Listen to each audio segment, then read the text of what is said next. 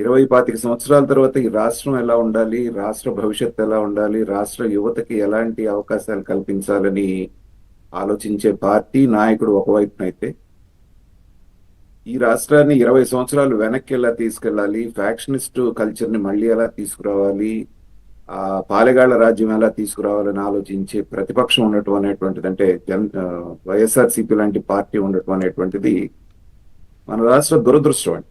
ఉమ్, గతంలో చూసాం 2014-19 మధ్యలో ఏ రకమైనటువంటి ఆసరా లేకుండా విభజించబడినటువంటి రాష్ట్రాన్ని చంద్రబాబు నాయుడు గారు ఎలా గట్టునేయడానికి ప్రయత్నం చేశారో, భారతదేశం అంతా ఆంధ్రప్రదేశ్ వంక చూసేటట్టుగా ఎలా చేశారో, ఒక అమరావతి ప్రపోజల్ ద్వారా కానివ్వండి, పోలవరం పరుగులెత్తి చూసిన తర్వాత ఉమ్, 19లో ప్రజలు ఏమరపాటు అనుకున్నారా, లేకపోతే ఏమరపాటును వేశారా, లేకపోతే ఒక ఛాన్స్ ఇద్దాం అనుకున్నారో, ఆ చేసిన పొరపాటుకి మళ్ళీ రప్పాదగా వీళ్ళు రావటం అనేటువంటి చూస్తే ఏంటంటే, ఈ రెండు రకాలైనటువంటి భిన్న ధృవాలైన పార్టీలు మన రాష్ట్రంలో ఉండటం అనేటువంటిది ఒక విచిత్రమైనటువంటి పరిస్థితి. ఉమ్, తర్వాత ఇవాళ తెలుగుదేశం మిత్రులు రామకృష్ణ గారికి మహానాడు సందర్భంగా శుభాకాంక్షలు తెలియజేస్తున్నానండి.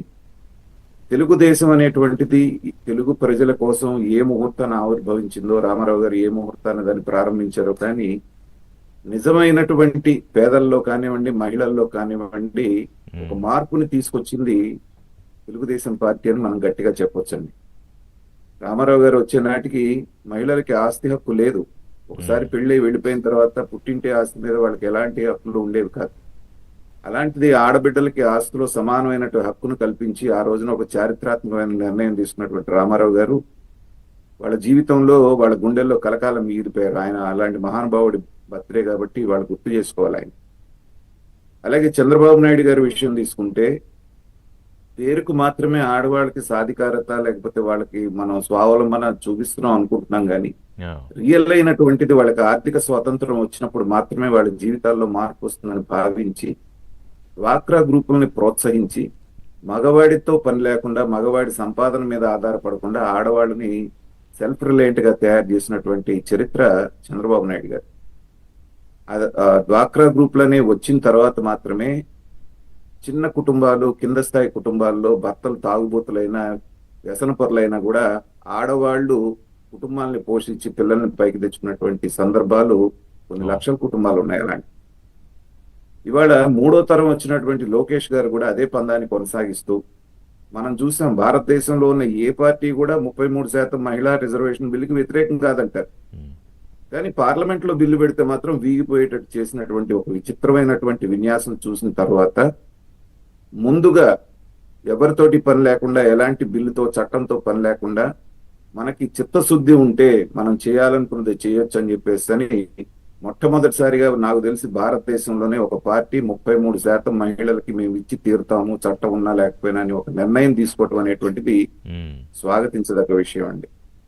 ఇలాగా మనం చెప్పుకుంటూ పోతే మహిళల కోసం అనేకమైనటువంటి పథకాలు కానివ్వండి, వాళ్ళ యొక్క అభ్యున్నతికి కృషి చేసిన, ఆ రోజున దీపం పథకం, కట్టెల పొయ్యిలతో బాధపడుతూ ఆరోగ్యాలు పాడు చేసుకుంటున్నటువంటి ఆడవాళ్ళని ఇచ్చేయడం కోసం దీపం పథకం పెట్టి ఇంటింటా ఇవాళ గ్యాస్ సిలిండర్, ఈ ప్రభుత్వం వచ్చిన తర్వాత మళ్ళీ దాన్ని ఉచిత గ్యాస్ సిలిండర్ గా చేశారు. ఇది చరిత్ర.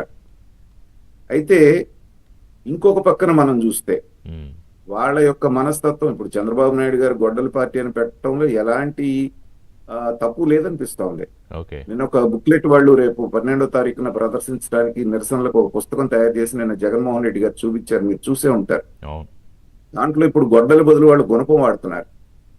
ఆంధ్రప్రదేశ్ పటాన్ని కింద పడేసి దాన్ని చంద్రబాబు నాయుడు గారు గడ్డపారతోటి దాన్ని పొడిచినట్టు, రక్తమయమైనట్టు. వీళ్ళకి రక్తం అంటే ఆ పార్టీకి అంత ఇష్టం ఎందుకో నాకు ఇప్పటికి కూడా అర్థం కాదు.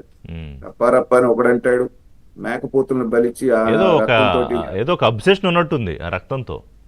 ఖచ్చితంగా ఉంటుందండి, ఎందుకంటే మీ మనసులో ఏదైతే ఉందో అదే ప్రతిబింబిస్తూ ఉంటుంది.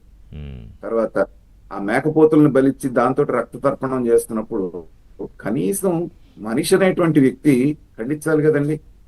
ఏంటయ్యా పని, ఆ రాక్షసతత్వం ఏంటని అనకుండా రప్ప అంటే ఆ మంచిదే కదా అన్నటువంటి వ్యక్తిని ఇంకా అతని గురించి మనం ఏం మాట్లాడతాం చెప్పండి. తర్వాత ఇవాళ వాళ్ళు మహానాడు చేసుకుంటున్నారు కాబట్టి, ఫోకస్ అంతా అటు వెళ్తుంది కాబట్టి, మనం ఏదో పెట్టి మన వాళ్ళకి దిశానిర్దేశం చేస్తున్నాను ఒక కార్యక్రమం పెట్టి ఉమ్, ఆయన చెప్పుకొచ్చినటువంటి శుద్ధులు నీతులు అన్ని చూస్తే సర్ర వస్తుంది కాబట్టి మీరు జాగ్రత్తగా ఉండండి. అసలు దొంగ ఓట్లు చేర్పించిందే వీళ్ళు. 2024కి ఎలక్షన్స్ ముందు ఒక 6 నెలల సంవత్సరం నుంచి తెలుగుదేశం వాళ్ళు ఎంత కసరత్తు చేయాల్సి వచ్చింది దొంగ ఓట్లు తొలగించడానికి. అవును. వాళ్ళ ఓటమిలో అది ప్రధానమైనటువంటి కారణం. ఇప్పుడు ఏం చెప్తున్నారు, గతంలో ఏం చెప్పారు, అన్ని కూడా ఏకగ్రీవాలు కావాలి, గ్రామ పంచాయతీలు కానివ్వండి, మున్సిపల్ కానివ్వండి అని చెప్పేసి ఆ రోజున దిశానిర్దేశం చేశాడు. ఇవాళ ఏం చెప్తున్నారు, ఒక్కటి కూడా ఏకగ్రీవం అవటానికి వీల్లేదు, అయితే మీరందరూ అసలు కూడా గట్టిగా ఒప్పుకోను పనిచేయండి అంటున్నాడు. అని. అంటే ఏం చేయాలి? ఒప్పుకోను, ఎవరైతే ఉన్నారో వాళ్ళ మీద చర్యలు తీసుకుంటా ఉంటున్నారు. అంటే ఏంటి, క్యాండిడేట్ లేని చోట కూడా ఏదో రకంగా పెట్టి గొడవలు సృష్టించి అక్కడ ఏదో ఒకటి చేయండి అని చెప్పి ఇండైరెక్ట్ గా చెప్తున్నాడు ఆయన. అవును. తర్వాత గత కొద్ది కాలంగా ఈ 2 సంవత్సరాల్లో మొన్న జరిగిన నేషనల్ సర్వే ప్రకారంగా చూస్తే 2% ఓట్లు వీళ్ళకి తగ్గినాయని వచ్చింది రిషి గారు. వాళ్ళకున్న 39.7% ఒక 2% తగ్గింది అంటున్నారు. కాబట్టి రాబోయేటువంటి పంచాయతీ ఎన్నికలు, మున్సిపల్ ఎన్నికలు ఏంటంటే వాళ్ళకి ఒక జీవన్ మరణ సమస్య. అవును. ప్రజల్లో మేము ఇంకా ఉన్నాం, మా 39% మాకు ఉంది అని నిరూపించుకోవడానికి అదొక వేదిక వాడ. కానీ పరిస్థితులు చూస్తూ ఉంటే కనీసం పోటీ చేయడానికి క్యాండిడేట్స్ దొరుకుతారా అనేటువంటి భయం ఒక పక్కన. తర్వాత గతంలో వీళ్ళు చేసినటువంటి దౌర్జన్యాలు అధికారంలో ఉన్నప్పుడు, ఎస్. వీళ్ళు అధికారంలో వచ్చినప్పుడు అసలు మమ్మల్ని నామినేషన్ అన్న వేయిస్తారా లేదనేటువంటి భయం, ఇవన్నీ కేడర్లో ఉన్నప్పుడు ఏంటంటే వాళ్ళకి కొంచెం ధైర్యం నూరిపోయడానికి జగన్మోహన్ రెడ్డి గారు చేసినటువంటి ప్రయత్నం చూస్తే నిజంగా జాలి అనిపిస్తుందండి. ఇవన్నీ చేసే బదులు మీరు గతంలో చేసినటువంటి తప్పులు ఏవైతే ఉన్నాయో వాటిని భేషజాలు లేకుండా ప్రజల ముందు ఒప్పుకొని, 3 రాజధానులు అంటాం నేను చేసినటువంటి తప్పు, ఉద్యోగస్తుల్ని రాచిరంపాన పెట్టడం నేను చేసినటువంటి తప్పు, పాస్ పుస్తకాల మీద నా ఫోటో వేసుకోవడం తప్పు, సర్వేరాళ్ళ మీద నేను నా ఫోటో వేసుకోవడం తప్పు, ఈ తప్పులు చేశాను కాబట్టి నన్ను క్షమించి ఇంకొక అవకాశం ఇవ్వమంటే అది అది అది అది ప్రజాస్వామ్యంలో కేవలం ఇంకొక అవకాశం అది ఉంది. కేవలం ఇమేజినేషన్ లో మాత్రమే జరిగే అవకాశం ఉంటుంది తప్ప రియాలిటీలో జరుగుతుందని నేనైతే ఎప్పటికీ అనుకోవట్లేదు. నాకు నిన్నటి వరకు కాస్త కూస్తో 1% అన్న హోప్ ఉండేది రిషి గారు. ఎందుకంటే తిన్న దెబ్బల నుంచి, పొందుతున్న అవమానాల నుంచి ఏమైనా నేర్చుకుంటాడేమో జగన్మోహన్ రెడ్డి గారు అనుకున్నాను. కానీ ఉమ్. నిన్న మాట్లాడినటువంటి పద్ధతి, చేసినటువంటి దిశానిర్దేశం చేసిన తర్వాత ఆ హోప్ కూడా నాకు పోయింది. ఎందుకు ఇప్పుడు ఎందుకంటే జగన్ పిఏ ఈ లిక్కర్ కుంభకోణానికి జగన్మోహన్ రెడ్డికి మధ్య ఒక బ్రిడ్జ్ లాగా పనిచేసాడు అని సిట్టు తేల్చి అతని ఆస్తులు చూస్తుంటే కళ్ళు అసలు బయర్లు కమ్ముతుంటే ఇప్పుడు ఆల్రెడీ వాళ్ళు మొదలుపెట్టింది ఏంటి, అది కూడా డైవర్షన్ పాలిటిక్స్ చేశారు. ఎందుకని, మేము పోరుబాట చేస్తున్నాం కాబట్టి డైవర్షన్ పాలిటిక్స్ చేశారట. ఇట్లా ఉంటాయి. డైవర్షన్ పాలిటిక్స్ పేటెంట్ వీళ్ళదే కదండి.